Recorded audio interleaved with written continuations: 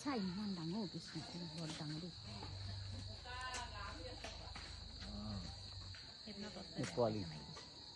মৰিয়নিৰ গিবন অভয়াৰণ্যৰ পৰা দৈনিক ৫০টাৰো অধিক বনৰীয়া হাতী ওলাই যায় খাটিচুনা, টিপালি, মৰঙিয়াল, হুলুংগুৰি, চিনাতলি আদিকে কৰি বিভিন্ন স্থানলৈ। বিশেষকৈ কৃষি প্ৰধান অঞ্চলত এতিয়া হাতীৰ উপদ্ৰৱৰ বাবে বিনিদ্ৰ ৰজনী কটাইছে কৃষকে। বছৰেকৰ কষ্টৰ অন্তত এতিয়া পথাৰত ধান পকাৰ সময়, কিন্তু সন্ধিয়াতে পথাৰত বনৰীয়া হাতীয়ে কষ্টৰ ধান খোৱাৰ লগতে সমগ্ৰ পথাৰ নষ্ট কৰে। উপায়বিহীন কৃষকে এতিয়া হাতী খেদিবলৈ গৈ বিমুখে হ'ব লগা হৈছে। ইয়াৰ সমান্তৰালকৈ বন বিভাগৰ মৰিয়নি বনাঞ্চলিক বিষয়াৰ কাৰ্যালয়, বন কৰ্মী আৰু যোৰহাট বনাঞ্চলিক বিষয়া কাৰ্যালয়ৰ বনকৰ্মীৰ দুটা দল প্ৰতিদিনে হাতী খেদিবলৈ ঠিকেই আহিছে যদিও কৃষকৰ পকা ধানৰ পথাৰৰ পৰা হাতী খেদাৰ পৰিৱৰ্তে হাতী চৰিবলৈহে এৰি দিয়াৰ এক অভিযোগ বনকৰ্মীৰ বিৰুদ্ধে স্থানীয় লোকৰ। চা ইমান ডাঙৰ কৃষ্ণ বৰ ডাঙৰ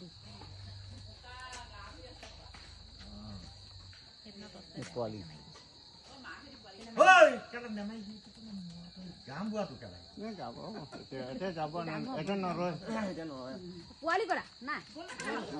আমাৰ এই বিশেষকৈ আমাৰ এই অঞ্চলটো কৃষি প্ৰধান অঞ্চল।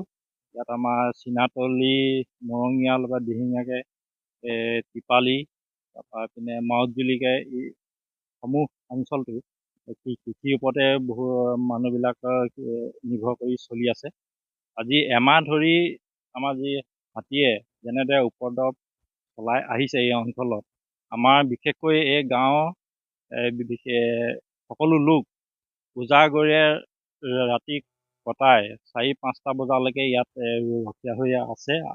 আমি চৰকাৰক এটাই বিনম্ৰ অনুৰোধ জনাইছোঁ, আমাক এই হাতীৰ ওপৰত আমাৰ কোনো ক'ব লগা নাই। আমাৰ তেওঁলোকে ভোক লাগিছে আজি আহি তেনেকৈ খাদ্যৰ সন্ধানত আহি খেতিত নামিবই, কিন্তু চৰকাৰক আমি বিনম্ৰভাৱে অনুৰোধ জনাইছোঁ, এইটো আমাৰ স্থায়ী এটা সমাধান লাগে।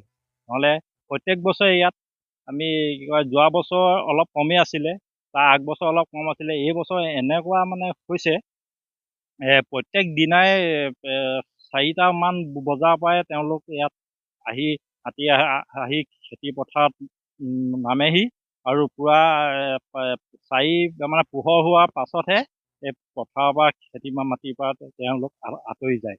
বন বিভাগ আহিছে যদিও তেওঁলোক আহে, কিন্তু কিছুমান টিম অলপ ভালেই, তেওঁলোকে অলপ আগত গৈ খেতি পথাৰৰ মাজত গৈ পেলাই অলপ মানে খেদি থৈ আহে।